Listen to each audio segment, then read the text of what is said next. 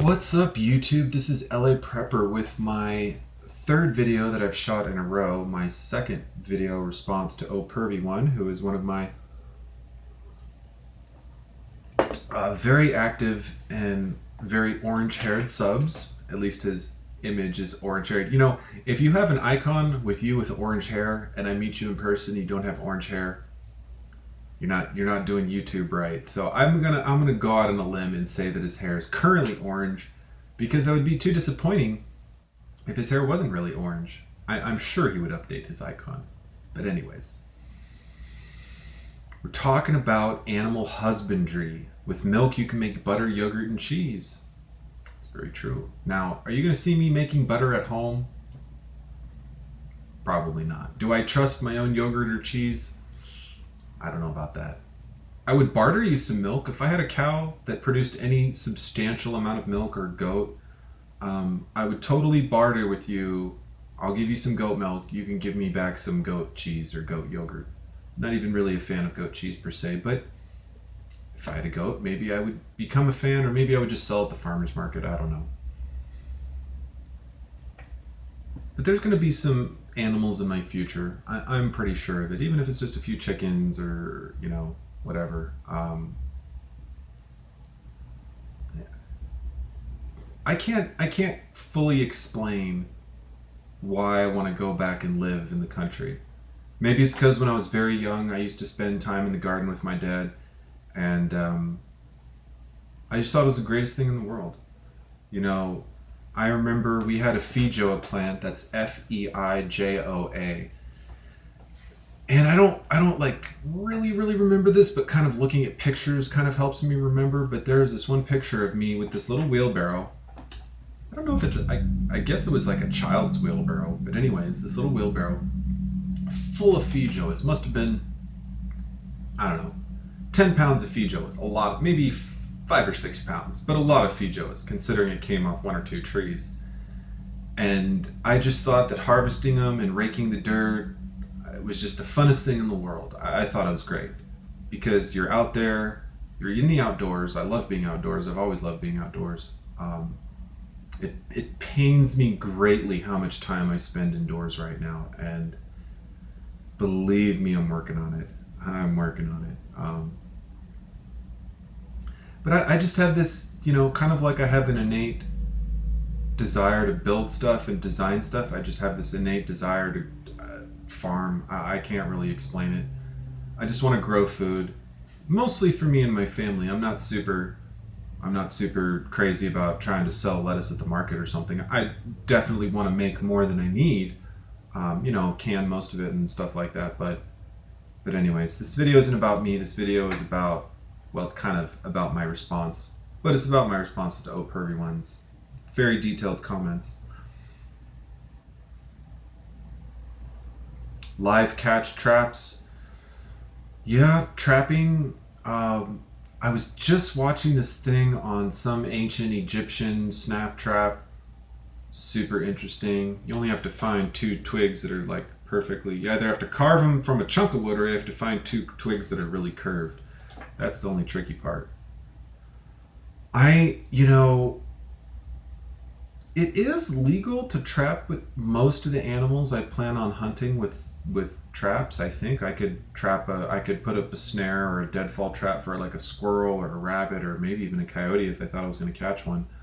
Don't quote me on the hunting stuff, but I know there are certain methods that can't be used, but usually they involve like dogs or shooting something from a moving vehicle or weird electronic devices or stuff like that. But just generally using a firearm or using a trap, I think are mostly kosher for maybe not on the bigger stuff. I don't know about like bears or deer or stuff like that, but on the small stuff, I think, small game and fowl, I think traps are all right. So I could definitely go somewhere, go hunting, set up a couple traps, and then, come back. And I've spent a little bit of time kind of researching hunting and trapping on YouTube, and believe it or not, a lot of hunters say that you will basically catch more there's a good chance that you can. It's not so much that you will catch more, it's that kind of like videos work when you're not at YouTube, traps work when you're not watching them. So you actively hunting catches a certain amount of food, but those traps and snares work 24 hours a day for free, with the initial investment. So, yeah, trapping and snaring, I think, is definitely going to be part of my hunting future. I don't think I've ever built a snare or trap in my entire life, but it can be done. I got YouTube, I got the internet, and I got a pocket knife, so that's all you need to get by in life, right? YouTube, the internet, and a pocket knife. What kind of great survival video would that be? Like, I'm out in the wilderness. I got my cell phone, a pocket knife, and some broadband. I got 4G, my pocket knife, and a space blanket. How long can I survive? Maybe a couple days or a couple weeks if you know what you're doing. Maybe. Post shit hit the fan, compliance with nuisance related municipal ordinances not practical. No, not really.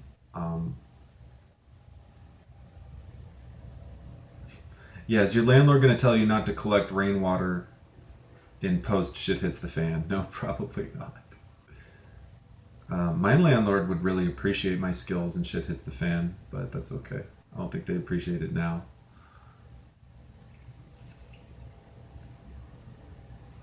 Yeah, caveat. I suggest don't talk to them about it today. Yeah, very true. Most people, I think it's better to meet people with this hobby organically, for different reasons, but mostly I just think it's more natural. It's just more natural. I'm gonna have a lot more enjoyment interacting with ohpervy because he's into prepping than I am trying to convince my best friend to get into prepping. Even though, here and there I try to get them thinking about it, but a couple of my friends are a little more into it. Most of them are not. Not really worried. But that's okay. In time, slow burn. It's a slow burn because the more I start hunting, the more I start, going off grid, the more, it'll kind of just rub off on them. And, and if they spend the rest of their lives and never prep a single thing, that's okay. They're not my friends, they're my friends before, because they're my friends, not because of how good of preppers they are.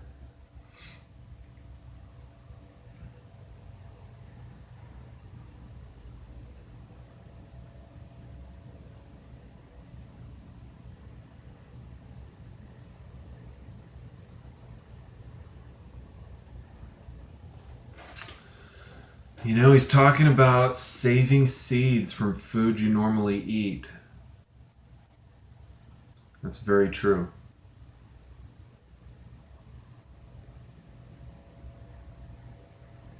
So many great points that he's always making.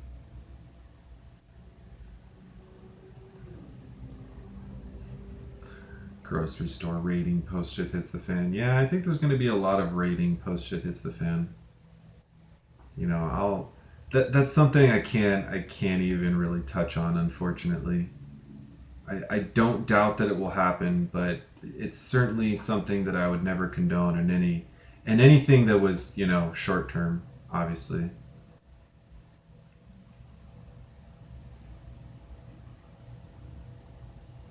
I know SoCal's a great place for gardening. Why do you think it kills me that I can't? It's so terrible. I mean, I'm sure I could find some community garden or do some guerrilla gardening or something, but it's not the same. I do need to find a community garden. I really do. Should put that on my to-do list.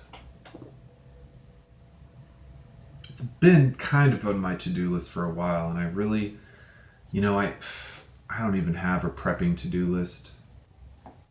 Gosh, there's so many things I would add to it. It almost makes me anxious just thinking about it. Beans. Beans are good. Beans are good. Johnny cakes. What's a Johnny cake? Kind of like a like a basic kind of Oh, cornmeal flatbread. So it's kind of like cornmeal pancakes. I've kind of made Johnny cakes before. You sort of fry up cornbread in a pan like it's a pancake instead of like cornbread.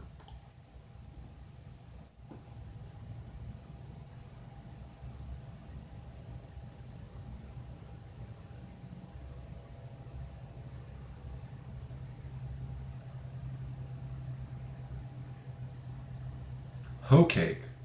Used to be called hoe cakes. Okay. Because they were cooked on the blades of gardening hoes.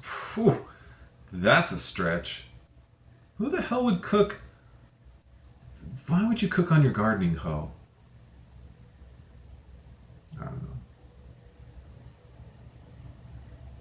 Anyways, Johnny cakes.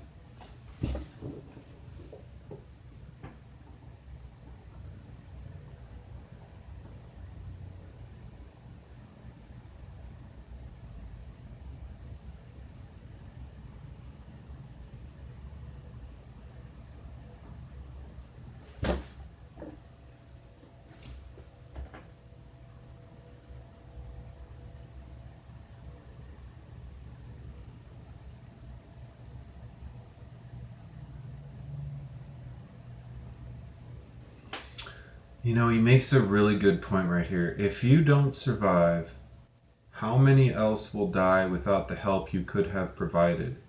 It may be tempting to say, F them, I don't care, but what will survival be worth without them? A lot of hard work by yourself, no security, no safety, very, very lonely. Geez, if nothing else, help out the chicks. Yeah, chicks need help too. It's true. Everyone needs help though. And yes, chicks can keep you warm at night. It's always nice to have a romantic sweetie to keep you warm, isn't it?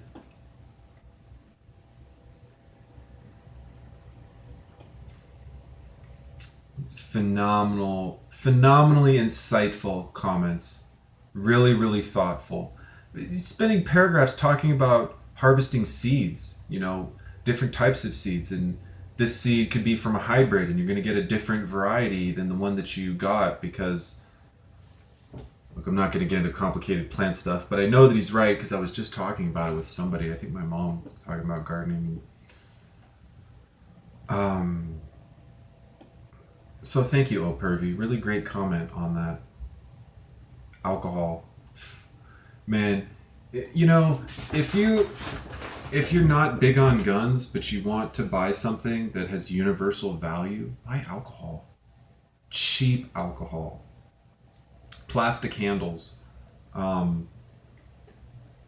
As much as you would buy a box of ammo, honestly, if like 4 great things to buy if you want to do like a regular prepping stock up would be water, food, ammo, alcohol. Water and food, obvious reasons. Ammo should be mostly obvious reasons. Alcohol has so many different values. I don't really consider it a food because it really doesn't. I mean, if you're up shit creek and you need a little bit of energy or something, yeah, I guess a shot might be better than nothing, or if you're like really freezing your ass off, maybe, but generally speaking, I don't consider it a food. But as a tool, alcohol is phenomenally useful. Disinfectant, for the flame properties. You need a pretty high proof if you're going to burn it. You can't burn beer or wine, and even some of the lower proof hard alcohols might not flame up super nice, and I wouldn't try to put vodka in your lamp, if you can avoid it, but for the barter purpose, for drinking purposes, for a variety of reasons that someone might want to drink alcohol, not just necessarily to get drunk, antiseptic purposes, disinfectant purposes, so many uses. Definitely enough to make it worthwhile. And none of those uses are really hugely impacted. The biggest use that's hugely impacted by the quality of alcohol is the least important one, which is drinking it just to get drunk. That's the main reason someone would want a high quality alcohol. But if you're burning it or using it to disinfect, or using it because you got shit else to consume and you just need a little wake me the crap up, and you have a flask of, fucking 151 on you or something. I don't know if downing a flask of 151 is the greatest prepper contingency plan, but it's a plan nonetheless, It's a plan nonetheless. So yes, booze. I was actually watching some videos on distilling, making the mash and heating it up, and I want to make some of my own hard alcohol someday. I'm gonna make a homemade still someday. It's totally legal if you don't. Most states it's legal if you don't sell it. You can, and interestingly, you can actually make firearms in most states. It's a lot easier and legal than you would think. I don't necessarily recommend it. Just to mention that it's a possibility.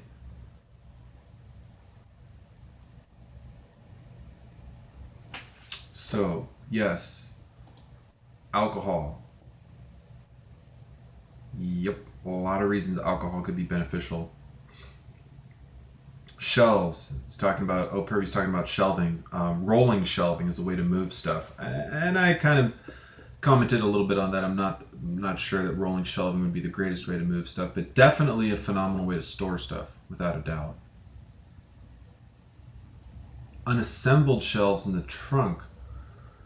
Oh, that's really interesting. Maybe I didn't fully understand the comment when I first read it. So he's talking about having the shelves, moving it to your car, and then unpacking the shelves, or breaking the shelves down, and then taking them with you, and then setting them up wherever you go. Shit, if you got room to take shelves with you, you're doing all right. And to be honest, look, most people when they're talking about prepping don't think about how to store all their preps, but everyone needs shelves. If you got stuff, you're going to need shelves. You need duffel bags, you need containers, you need shelves. It might seem like kind of I'm going to prep some shelves, but yeah. This is why I love my subscribers, because they're always thinking outside the box like this. Drive down to the river. Yeah, that's everybody's plan, right? Go drive down to the river. In LA, I don't know where the river is. The river is the ocean. I don't think we have a river in LA. We have an aqueduct. We used to have rivers. I think we have washes now. Like in Arizona, everything's a wash. Everything used to be rivers in Arizona, but not anymore. On the other hand, oh man, these acronyms sometimes.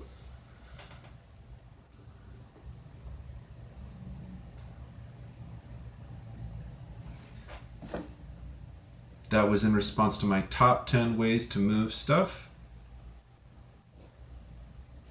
What is stopping you from prepping? Let me turn my fan off real quick. Get my sweatshirt since I'm a Californian and it's